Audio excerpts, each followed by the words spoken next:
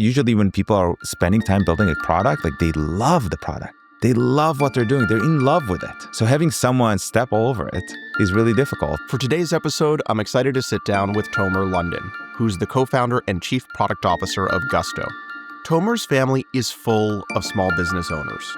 His father owned a clothing store in Israel, and Tomer got to see firsthand the ups and downs of entrepreneurship. My dad didn't give me much like career advice, but the one thing he did tell me is no matter what, don't start your own business because it's really, really hard. This inspired him to build better tools for these entrepreneurs, which eventually led to Gusto. That upbringing gave me a lot of that push towards like doing something useful. But it took dozens of failed ideas, hundreds of customer interviews, and countless iterations to eventually arrive on payroll as the problem that needed solving. In our interview, he shares how he built Gusto from the early days, manually onboarding customers, personally answering support calls, and the emotional customer reactions that guided him to build a product that people truly love. I actually went personally, onboarded every single employee. It was an incredible experience. You wouldn't run payroll without calling me. We would do it together. Let's dive in.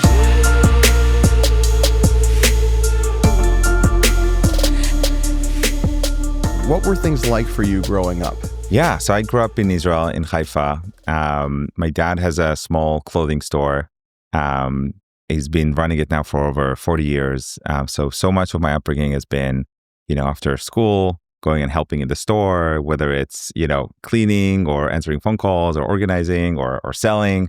So just like, and I think that's like many small business families are this way. It's a family affair. Everyone's involved. When you are sitting around the dinner table, you talk about the day. My dad comes back home in the end of the day. You see like in the first like 500 milliseconds, you see kind of the look in his face, was it a good day or a bad day? In the end of the week, it's about closing the books and kind of like looking at all the receipts and all that stuff. So, I think this kind of the multiple hats of a small business and like was just a huge part of my upbringing. I saw it in my dad. I saw it also. I have my father's dad, he also has a business, and his sister also has a business, like down the same street, like all clothing stores.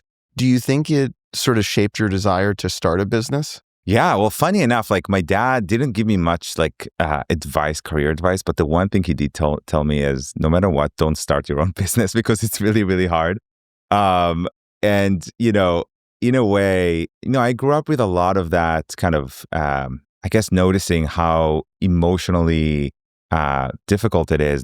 I had my 386 computer, and was kind of early days, Windows 3.11, then Windows 95, Office 95, and you start seeing like, hey, for consumers, for kids at home, I can make PowerPoints. There's so many tools around. When I was, I want to say 12, picking up a Visual Basic book and building an inventory management software. So I built it and it worked. It worked really well. Saved a bunch of time for him.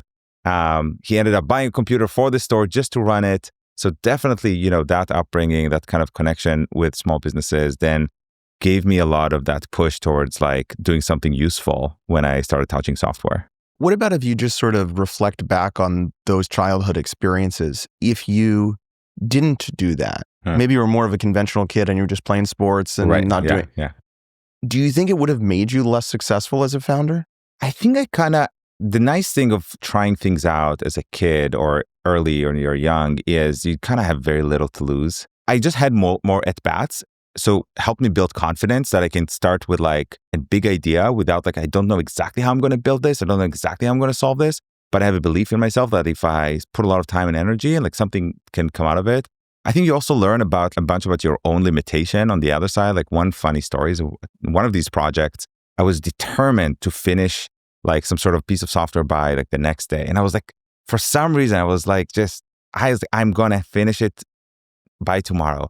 And I ended up that night drinking 7 cups of coffee. I think I want to say 17 or something.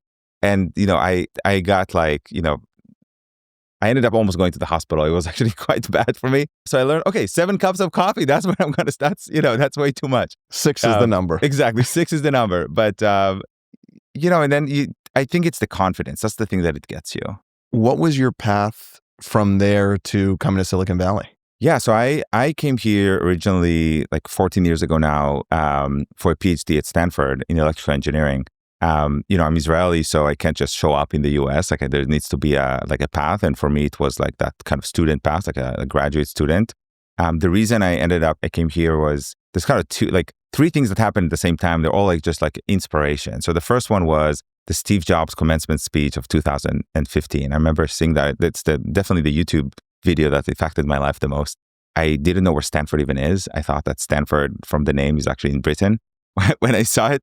But that speech is just, just incredible. He has that line around like, that there's this moment that you understand that you can, the reality around you is built by people similar to you, and you can change reality. You can kind of poke at it and make changes in it. And that was just incredibly inspiring to me.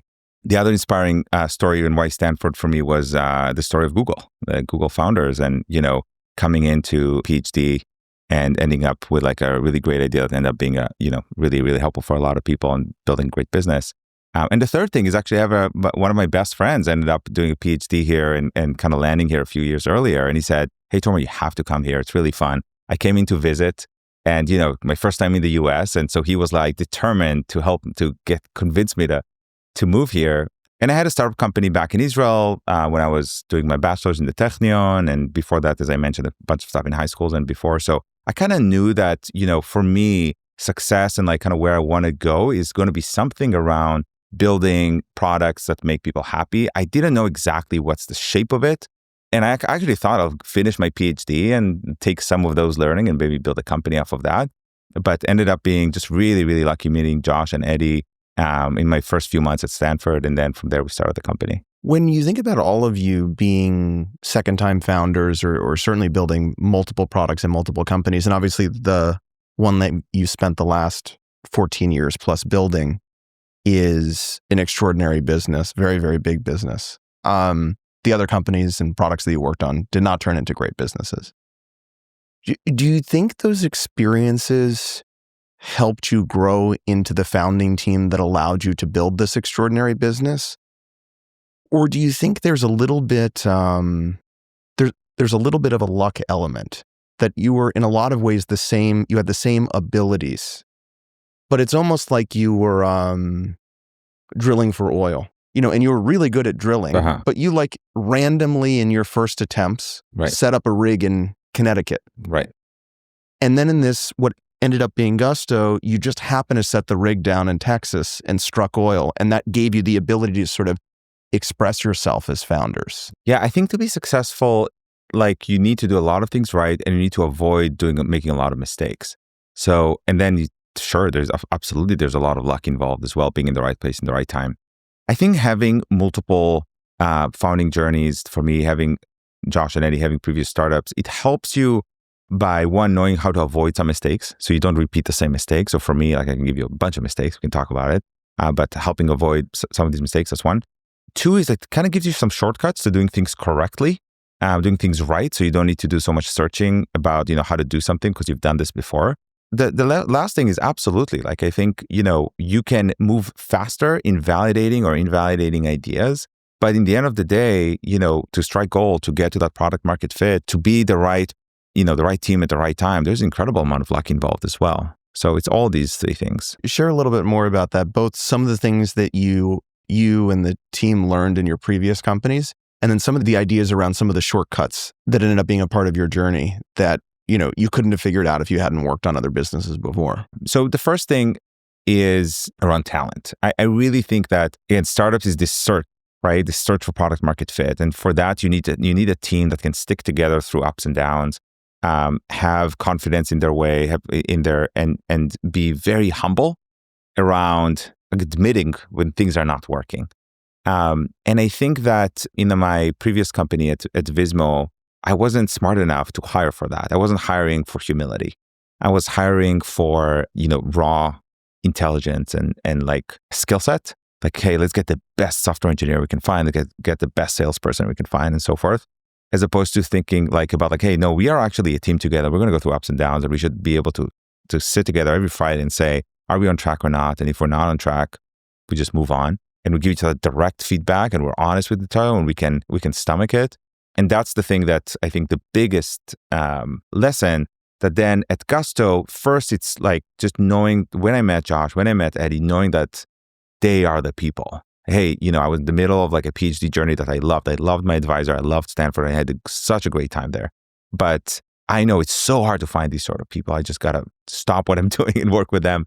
And then similarly, when we started hiring people, it was not about like, it was really trying to avoid like people who are like, like toxic geniuses. And there's a lot of them. So trying to focus on people who are instead humble. What I mean by humble is self-critical in a constructive way. It's kind of like growth mindset, right? Like knowing that you are a work in progress. Every day, you're supposed to be better, which means that when you look at yourself a month ago or yourself a year ago or 5 years ago, you should be embarrassed. Like, oh my gosh, like that guy, I know so much more today. And then similarly, when you look a year from now, 5 years from now, you should look at that guy and say like, oh my, this is going to be a huge difference for me and where I'm going to be. So we're always trying to learn. So that's the sort of stuff that we've been kind of trying to hire for since the beginning. What about getting the company into product market fit in the previous startup? Was there any important things you learned about building and selling software? Yeah. So there is this analogy of like, it should feel like there should be some sort of like a positive tension, like when you're pulling a rope, not like when you're pushing a rope, right? And in the previous company, there was a lot of rope pushing. So we're working with these enterprises. So, I remember going to one of the biggest companies in Israel, like a huge, airliner, and trying to convince them like, hey, look, here's how it's going to make your life better, his customer's life better, here's your metrics better. And you kind of see that there was interest in the product, but like it just was not a priority for them. So it was a priority enough to keep getting us more meetings, but not priority enough to actually get to like a contract. And so the big lesson learned for me is, when you look for product market fit, first, obviously, but very important, is spend a lot of time with customers. Speak with customers so much, in fact, that you can just start predicting what they're going to say next because you've heard it so many times before, right? That when you start knowing that, it's like, oh, I've heard this before, then you know that, okay, you started having good intuition. That's number one. Number two is it's about the emotional reaction to what you're trying to sell. So a lot of people, especially in the US, are just very polite and nice. So when you go and tell them about your idea or show them the product, they're like, oh yeah, that's cool. Oh yeah, would you want to use it? Yeah, sure, that's great. But the problem is that this politeness and nice, that's not actually how you can build a business. You need to build a business that's built on either, I want it right now, can I get it?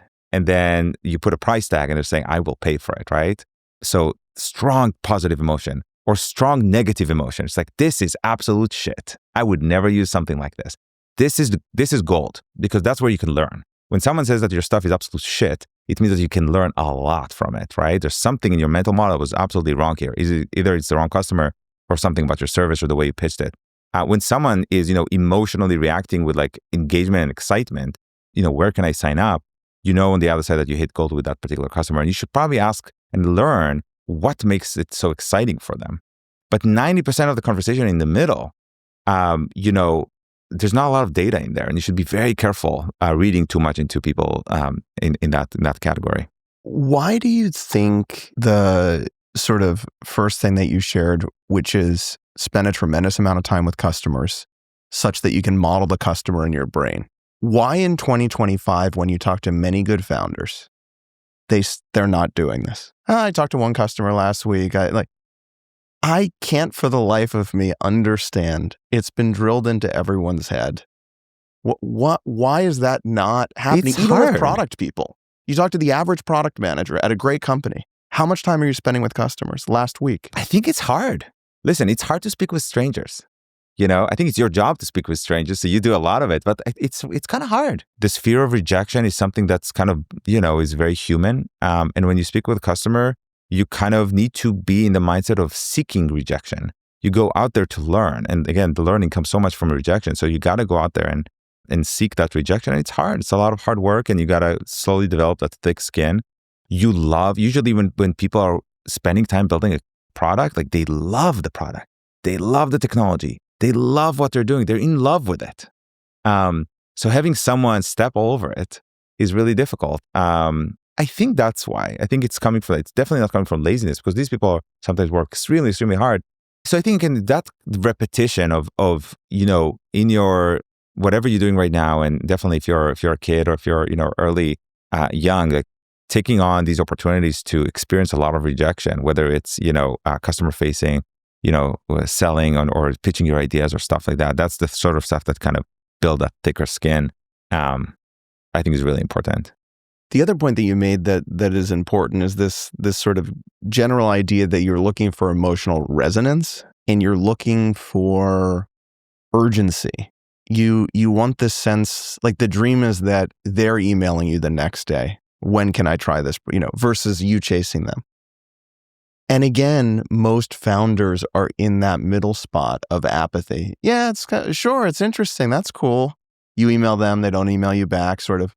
Maybe you could share more about maybe why you think that is, why that urgency element, that sense of trying to find something that they are asking you, when can I use this, is such an important thing. The world is full of distractions and long to-do lists and things that people care about. Like if you're trying to create something new and you need the world to act on it, you need your customers to act on it, you have to be in an important place in their brain. And that's kind of signified by this kind of sense of urgency. It is quite rare to get to that place where you get, this sort of like excitement and energy from a potential customer. So be patient, keep trying, change your ideas, get the hints, get the clues from the world, from all these interactions, adjust what you're doing and when you get to that place, you got to stop everything and double down on that. When we started the company, one of the insights that we had was, I talked with I closed myself in a room, in a walk-in closet where we were living. And every day I was like, for a whole hour, I'm going to call up every single, or at least for a whole hour, I'm going to call up like a bunch of businesses using a Yelp page. So every day, you just kind of start calling one by one and you try to understand, you pitch stuff. So every day you pitch something a little bit different because you learn a bunch of stuff from yesterday and you're working on stuff. So you're using that as so what did it sound like? Hey, it's Barbara's salon. Hello. Hey, this is Tomer. Nice to meet you. Do you have 5 minutes? I have a product I have to tell you about. And sometimes it works. You would be surprised how many people actually are excited to speak with technologists. Most people outside of Silicon Valley, like small businesses and real, industry and people don't get to speak with technologists often that can build products. Why did you decide to focus on SMBs versus the payroll API idea? I would say the big one is the rope pushing and pulling. I remember going to some of these big platforms and we were sure that they're going to eat this up. They're going to love this. We are solving a problem they don't need to build all this payroll shit. It's really complicated. It's tens of thousands, hundreds of thousands of rules and regulation. And we're a good technology team. We can build this for you. You can focus on building your platform. And we just saw that they're like, yeah, this could be cool, but it's just not a priority. Right now, the priority was to grow it. The priority was to add more products and all that stuff. All the regulation of kind of situation with the states of the 1099 versus W-2 didn't start yet because it was early enough in that industry. So again, it felt more like rope pushing. Whereas when we talk with a small business, it was very clear that they were craving something better. Now, not everyone, to be clear, product market fit for me is that when you talk with 10 customers, 2 people are loving this and want this. That's great product market fit. So now you need to figure out who's that 2, what makes them special, who are the segment, and then you can pick 10 of those, and then it's going to be 10 out of 10 or 9 out of 10. But not every small business we talk with loved this. A lot of people were like, hey, it's really hard to switch payroll providers. It kind of works, whatever. But there was people, and specifically people who knew enough about using technology in their personal lives, like the Gmail and Dropbox. That was actually one of the big things to know if somebody would be a good customer. It's like, what's your email address? If you're a Gmail user, you're going to use Gusto. If you're Hotmail, it's not going to be. Hotmail, I don't know. Hotmail actually is fine. It's the AOL and the other kind of things. Yeah. When you were thinking about, okay, we're going to build this product for small businesses, did you think about how do we go from solving this problem to building a very large, enduring business?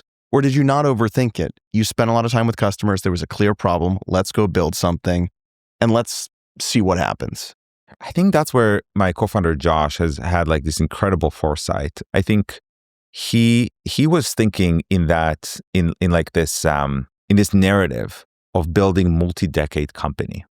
And it's not that every single day, every single decision you do is this, when you choose, for example, the logo for your business, and when you just start, you can change that later. You can make it better. It's not the end of the world. When you write this one line of code, it's not about, is this a multi-decade line of code or not? But there's the specific decisions that you do need to think about that. So for example, putting down the values of the company early on, and then make sure that when you hire people, that here's the five values for the company. Here's how we're going to hire people. And, and that's really important. There's so many companies that kind of messed that up. So this is an example where you can, when you think multi-decade, you put down your value. Like, it makes sense for you to codify your values, put them down, make sure that you hire according to them, and you reward people according to them, starting very, very early, like your first, second, third hire. When we were then a part of YC and we were like, okay, payroll for small businesses, that's where we're going to start. And we started building it. It was it was very clear after a while that payroll data is very, very powerful because onboarding is so complex. There's so much that we need to know about you as a company in terms of your employees and where they work and how much they get paid and like your company address and like your onboarding process, like everything about your employees, that it would be really easy to actually add additional products to it and solve more problems. So once you did, payroll onboarding you to benefits, for example, is just a click. It's really easy. Getting you insurance is really easy. Time tracking is really easy. Like basically almost every internal function that's around like back office and HR and people and all of that becomes really, really easy. So for us, like easy in terms of onboarding. So then it was clear that, well, we have an opportunity if we do payroll extremely well and people really love this product, we're going to have an opportunity to expand and offer more services. So when we did our pitch in YC and like on demo day, over there it was like whatever, the 3 minutes pitch back then. Today it's like 1 minute. Exactly. It's 1 minute. The good old days. We had 3 minutes to tell the whole story. Exactly. The last slide was all about that. It was all about, hey, we're starting from payroll. The next step is benefits and HR. And from there, it's going to be a full, what we call their people platform. So everything, to help you start build and grow your business. That was very much the vision since that, day one, we were just three people. Once you figured out we're going to go in this direction, what's the very first thing you built? Payroll was the first thing. And to do that, the biggest pushback we got from investors and why people did not believe the story and what we're trying to build is because it's really, really, really hard to acquire small businesses. So there's a reason why, like back then, there was tons of companies focusing on software for enterprise, and there's tons of companies focused on software for consumers or technology for consumers. There's not a lot of small business software. It was like really 3 or 4 companies. And the reason was just so hard to acquire them. You don't have enough ACV, like enough pricing. Have a traditional sales force. To have it, exactly. You can't afford the sales, but you're also on the other side, there's less of them of consumers. So you can just like mass put it on billboards. So that was the biggest pushback from investors. And for us, like our hypothesis was, hey, we're going to build a product people love so much and a service that people love so much that small businesses are going to talk about it all the time. And small businesses often have friends who are also small business owners. And that was the hypothesis. And, again, a bunch of people disagreed and, that was hard. And some people were believers and joined us. That proved up to be correct, that if you build something that people really, really love for small businesses, you can get word of mouth and get the economics to really work. So it was all about like NPS of 85 and above, get something like only serve customers that do it, if you can do it really, really well, start really small. So say, hey, we're only going to do payroll for companies in California with just salaried employees in the particular segment. We're not going to serve anyone else because every person we do serve, we want to make sure they love the product. And then that word of mouth continues. And then you slowly, as that works, you start expanding. So who was the first customer? Yeah. So the first set of customers there, we were just hustling like crazy, right? Trying to find who would trust the 3 of us to run their payroll. And there's kind of there's kind of 2 groups. So one, we were part of the YC batch. So luckily we could just go to our batchmate and say, hey, do you have payroll? No, great. Do you want to use us for it? And here's how it looks like. And the cool thing is that you can do it on your own using software. You don't need to call anyone or fax anyone. And I can just onboard you right now. Can I actually do it? What's your name? And that was kind of one set of customers. The other set of customers are just people we small businesses we knew through all these customer conversations and just being out there in the streets and talking with people. So, we had like a swimming class for kids, for example, that we knew we had like a flower shop. Actually, Eddie was buying flowers from this local vendor, and he asked her, "Hey, what do you use for payroll?" And like, I don't have that. Actually, you need to set that up. And we had that. So we kind of had those both of these groups of customers. And for this first set of customers, they all had my phone number. I actually went personally onboarded every single employee, every single one of these, the first, I want to say 50 companies.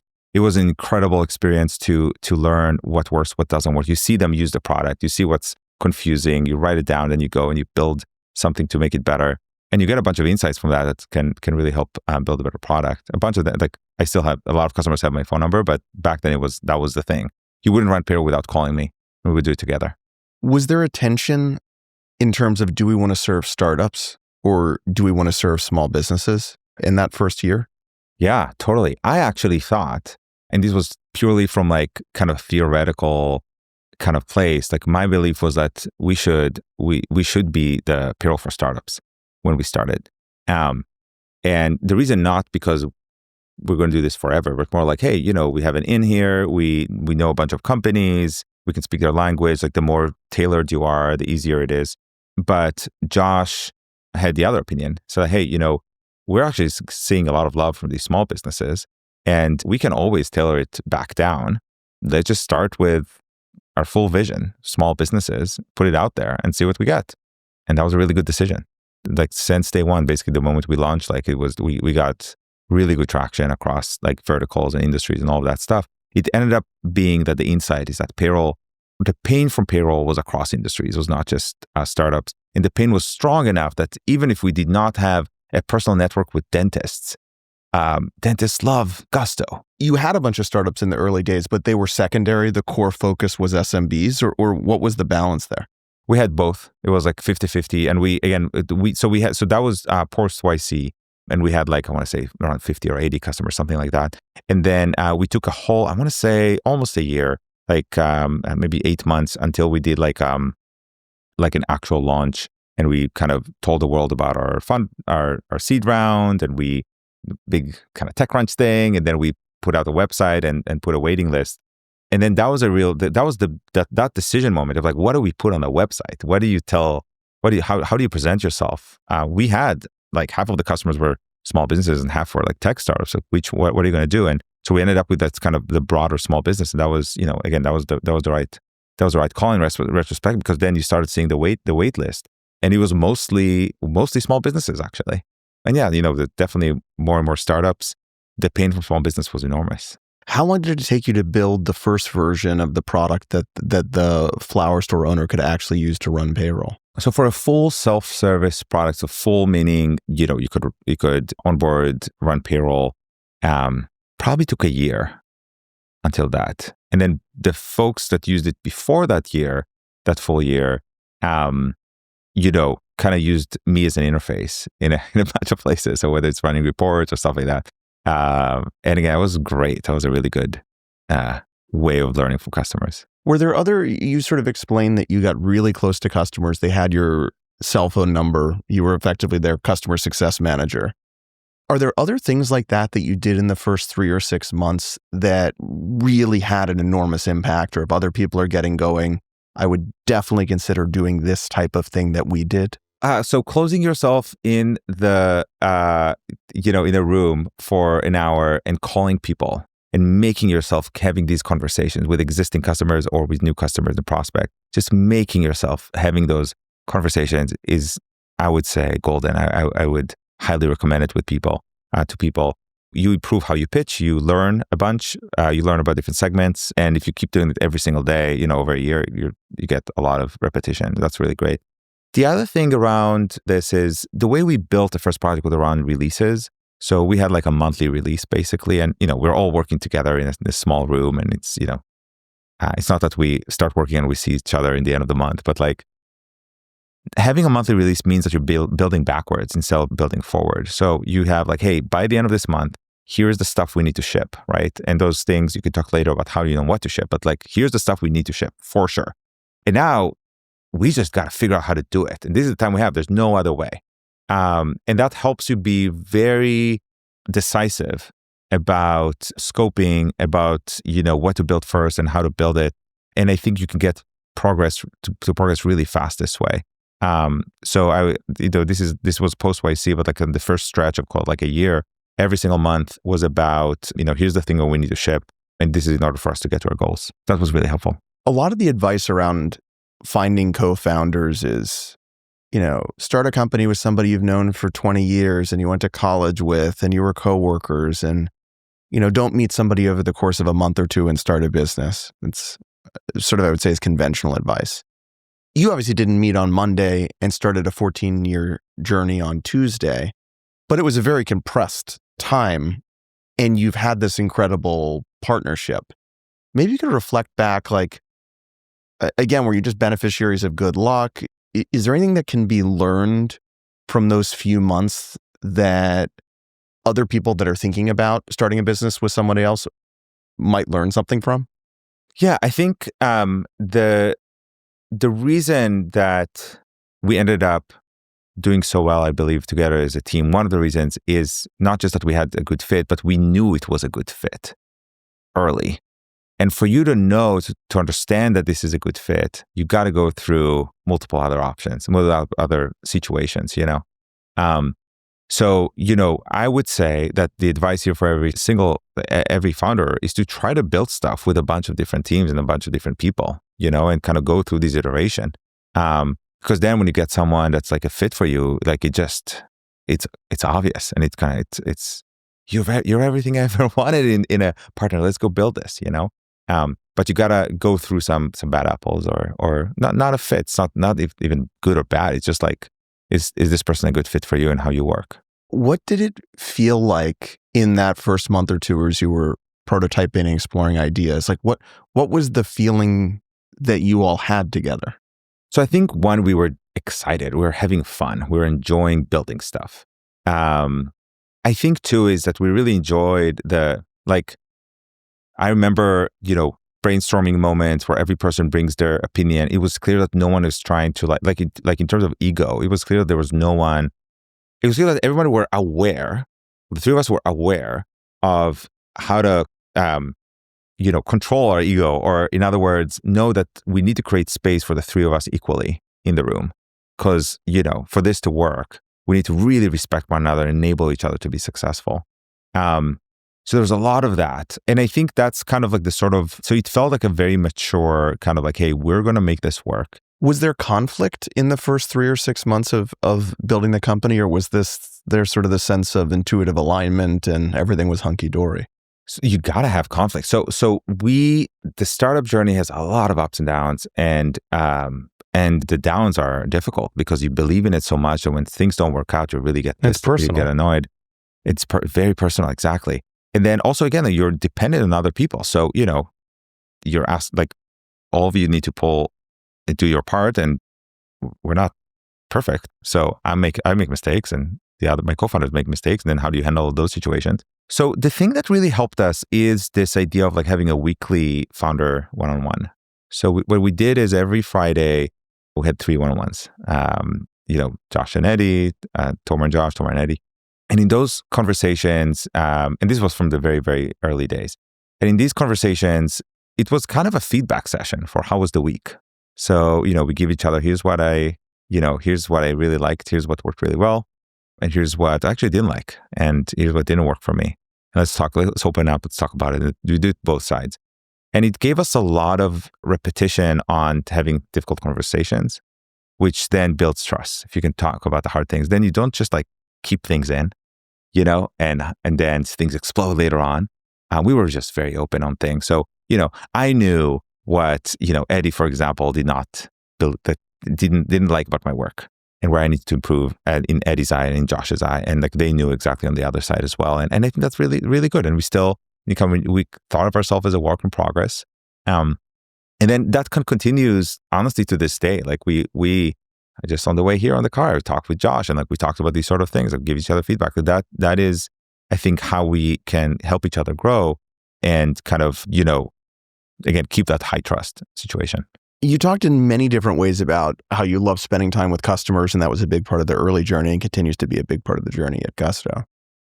If I were to listen to you talking to customers in that first year or two, how did you actually spend the time How organic and improvisational was it? How scientific and precise was it?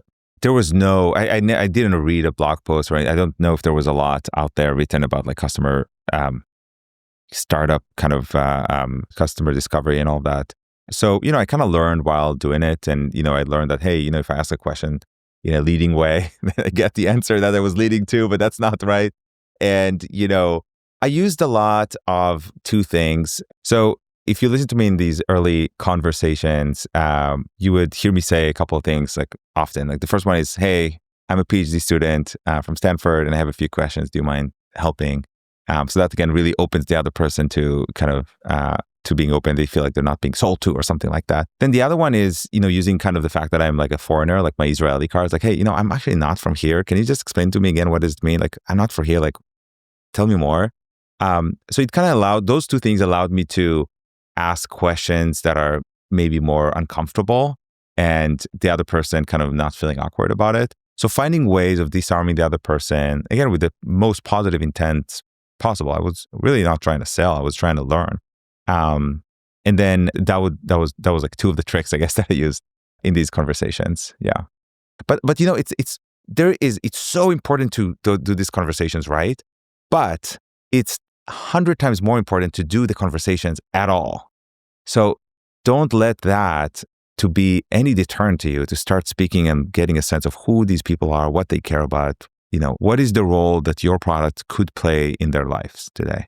One of the interesting things about you all as founders is you didn't have domain experience in the sense of, yes, you had a connection to the core customer. You told the story that sort of went back to you helping your dad out in his small business. But you were not payments geeks. You didn't work at payments companies. You didn't work at Intuit or someone selling to small businesses. Share sort of your reflections on sort of the fact that you didn't have domain experience and what does it ultimately teach you about founding teams and sort of that specific topic? Yeah, I think, for us, the experience we had that was relevant and we relied a lot on is just understanding of small businesses as people and like these sort of challenges that they have in the day-to-day. But yeah, in terms of the payroll and taxes and calculations and all that stuff, we came into this understanding that there's a big customer pain, but we didn't know all of what it takes to actually build a payroll system. It ended up, to be honest, to be far more complex than we thought it would be. So in a way, maybe that was actually good that we didn't know everything that it entailed. It took us a decade. There's tens and hundreds of thousands of different tax rules, regulations. The tax code in America is very complex. Which is good for you, I guess. It means you can do a lot for your customers. It's a big problem for customers. So we're really, really important for us to go and help them. The fact that it's so complex for people who are focused full time on that is kind of insane because that's what people expect of small businesses to figure out on their own. So it's just completely unreasonable. But again, that's where technology can really, really help, right? So proud of that. But kind of higher level reflection of, I think kind of coming in with ignorance could actually help because you can think about things from first principles. Here's an example.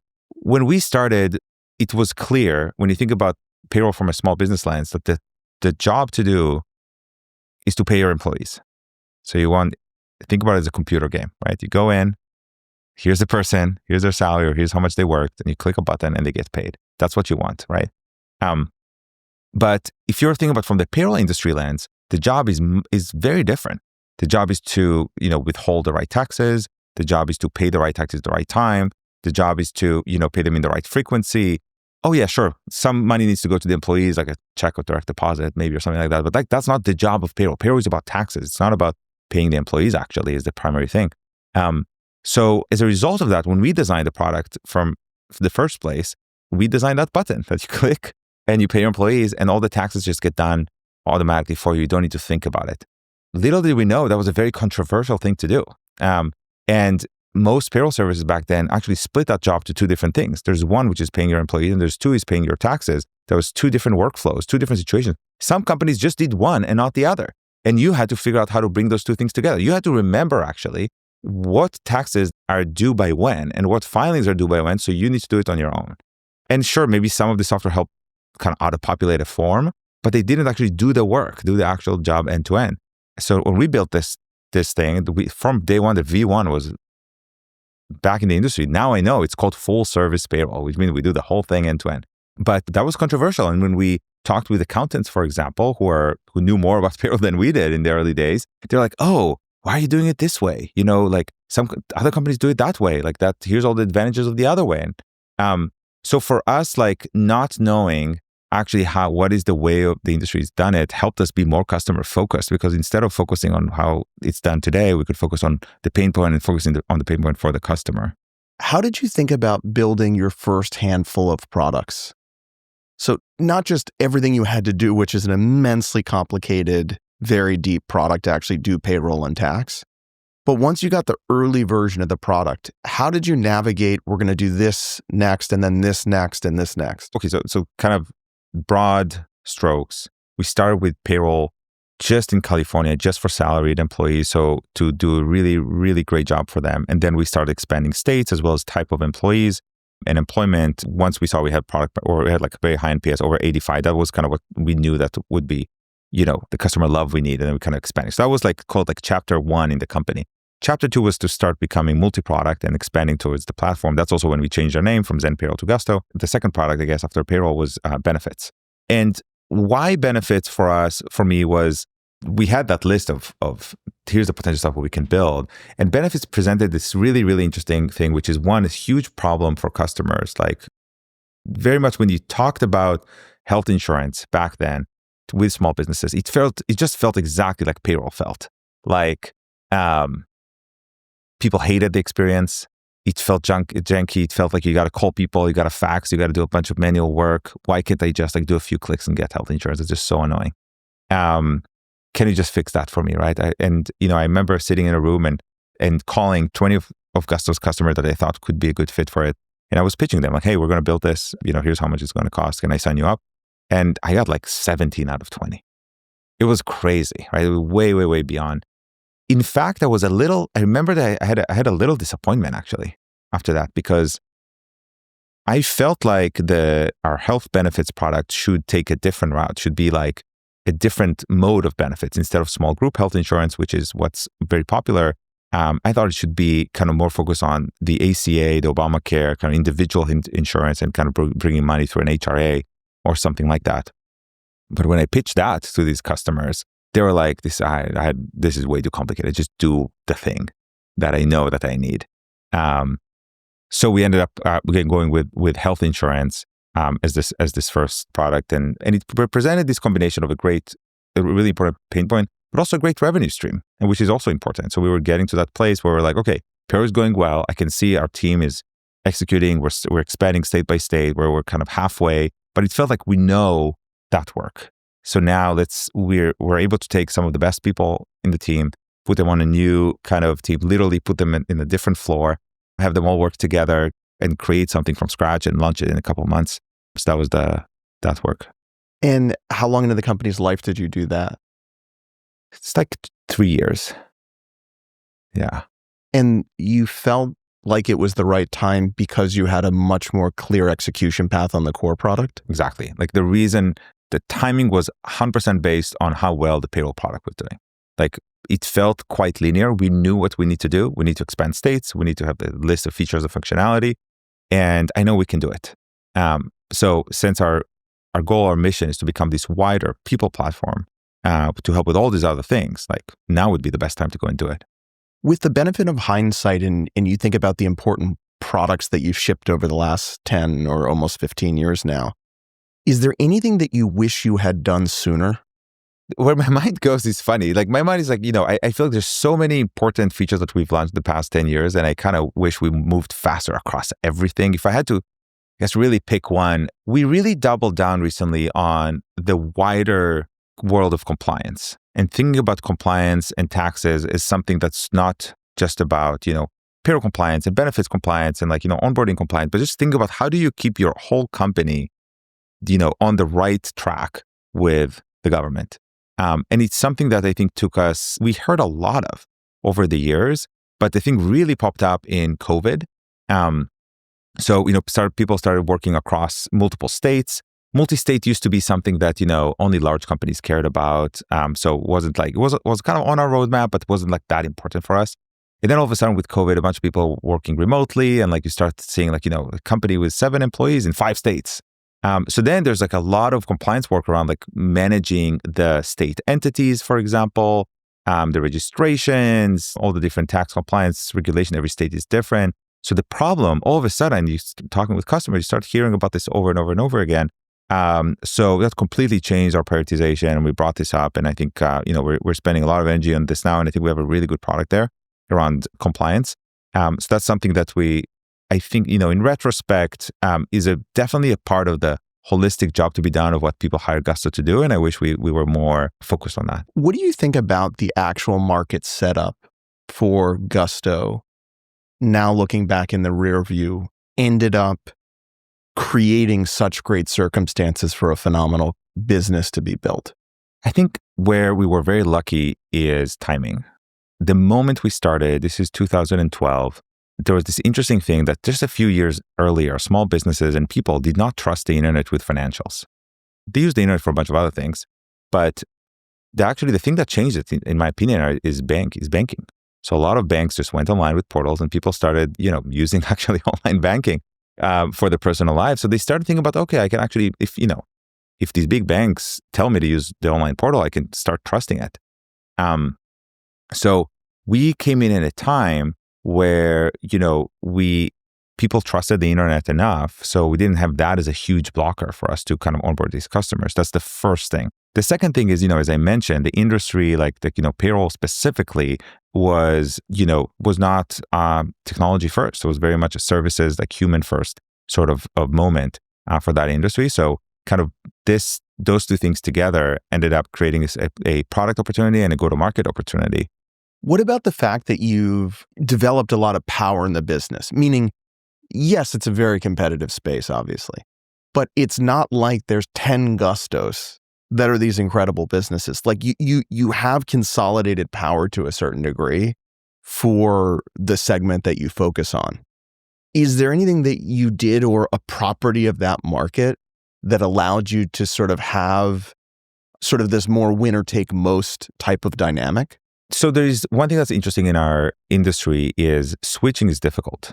So switching payroll providers is quite difficult. So the moment you get a customer, they stick with you. So that, again, could be a good thing or a bad thing. If you're the newcomer, it could actually be really, really difficult. So, we spent a lot of energy on acquiring brand new employers or just starting out, right? So whether it's, new small businesses or new startups. And then, our thought process is that there's 500,000 new employers coming in to the US every year. And if we do a really, really good job acquiring many of them, then over time, the industry kind of rolls over and we're actually going to have a lot of small businesses. Now, we also do a lot of switchers. So a lot of switchers do move to Gusto, but we were very aware of that kind of market dynamic. I will say, I don't think it's a market win all, win most. Like our big competitors when we started are still around and are doing really well. Like, Intuit, ADP, Paycheck all have really large payroll businesses still today. So why is that? Well, I think it's because of those switching. That's the main reason? It's difficult to switch. It's a sort of a service that trust also is quite important. So, sure, there's a lot of value in user experience. And that's like our innovation. Our main innovation starting out was user experience innovation. But there's also a lot of value in trust, and trust of like, a brand that you've used for many years or decades even. And they're doing their job right. So that's also important. So Gusto is an interesting place today where we're kind of like, we can have both. We have, we're absolutely aspiring and are aiming to be the most modern, best user experience possible for small businesses anywhere they go. But we also have like 14 years of doing this. So that, you're not going to get, again, that IRS agent knocking on your door and like we're going to do this correctly. Did you think about sort of the switching cost dynamic and, financial services on the internet were just becoming a thing as Wells Fargo had their portal? Was that a part of thinking about this opportunity, or it was just very customer, there's a real pain point we can go after? The intuition to work on this is absolutely the customer pain. And we envisioned in our mind how a great online service, an online product that solves this end-to-end could look like. And we looked around and we saw that no one has built it and we could not understand why. So we decided to go for it. And that's kind of where it went. We did not do like a big market analysis. I didn't even know. I don't think we knew so much how hard it is to switch payroll providers. It took us a few months to actually, while building the flow for it, we're like, wait a minute. this is a lot. It's a lot of data you need from customers. So I think we learned a lot along the way. But that's the sort of stuff that, again, the kind of pros and cons, I guess, of starting without the specific experience coming from the industry. Why did it end up in the way that it did? Was it just non-obvious until COVID happened? Or like, why did it end up taking so long? Yeah, I think because it wasn't totally clear what would be the business model around it. Because compliance is a set of hundreds of thousands of interactions. And the way we kind of did it was every time we built something, well, we made sure it was compliant. And we brought in as much as kind of tools and tips and experiences to make sure that you're doing whatever. If it's onboarding, if it's firing somebody, if it's onboarding somebody, if it's, doing time off, like all these things, we try to bring in compliance into the flow. But I think the thing that I did not see is the need to take a step back and think about it as like here's your compliance dashboard. Here's everything you need to know.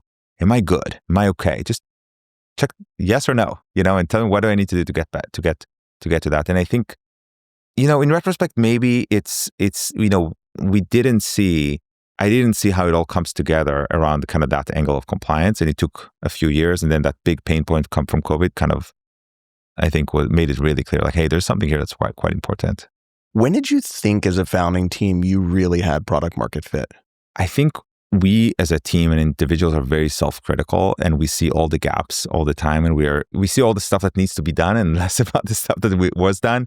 So I think it took us years until we felt, for me, I'll talk about for myself, it took me years, like maybe 5 years, until I felt like, okay, this is going well.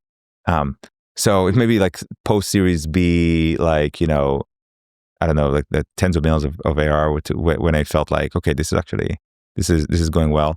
And it's because there is so much to do. Even this makes me feel a little uncomfortable to say it right now, because I feel like looking forward, 5 years from now, when I'm going to look at Gusto today and I'm going to listen again to this podcast, I hope that I'm going to say, wow, they were just starting out. There's so much more that they had to do. And why was he sitting here in a podcast and talking about all their success? Because all the work is in the future. I really think about that. Like that's really how I think. So that means in terms of product market fit, like I don't think we knew in the moment. In fact, I have a bunch of emails, like all the emails that I sent out to our team of like saying, like showing how nervous I was about we're not growing fast enough. We're not doing well enough. Like we don't get enough of these sort of customers. We don't get, onboarding is taking too long. Here's what people are saying. We're not moving fast enough.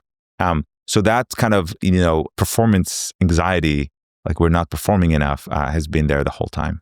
Do you think that sense of being unsatisfied is a very important part of the success of the company, or it's sort of off to the side? I think it's been really important, and I think it's going to keep being important for us. Like we can't be complacent. Like technology is this amazing business, amazing industry that keeps changing all the time. And if you're not on your toes and you disrupt yourself, you innovate yourself, you move fast, like you're going to lose. There's no question about it. This is not the industry to kind of sit back and hang out and think about the past. You gotta keep going forward. So just to wrap up, wanted to end by asking you, who's the person that's had the biggest impact on who you are as a founder? And what's the thing that they imparted on you that is sort of a big part of the way that you think about building products or teams or your company? My brain goes to my dad. I saw him have countless interactions with customers and partners and vendors and competitors in his street and stuff like that, running his small business. And I think there is something around long-term orientation that I learned from him, just looking at how he builds these experiences. So it's like, for the customer, it's not a transaction, it's a relationship. Like if you sell something, or if the person comes in and returns the thing because they were not happy, it's, doing the right thing for the customer. It's like in the moment, it's giving the right advice to the person that you're serving. With a competitor, it's building a relationship that you can be productively competitive and not destroy each other's business, and both of you guys go down together. It's all the things that I think are around building something for the long term in a respectful way that you feel proud of the how later, but without sacrificing performance. Like you still care a lot about performance because pays for your kids' education and all of that stuff. But you want to build in a way that later on, like down the road, you're part of the how. And many small businesses are multi-decade businesses too. Again, this example, my dad's for over 40 years. So I think that's one inspiration for me. Good place to end. Thank you so much for the conversation.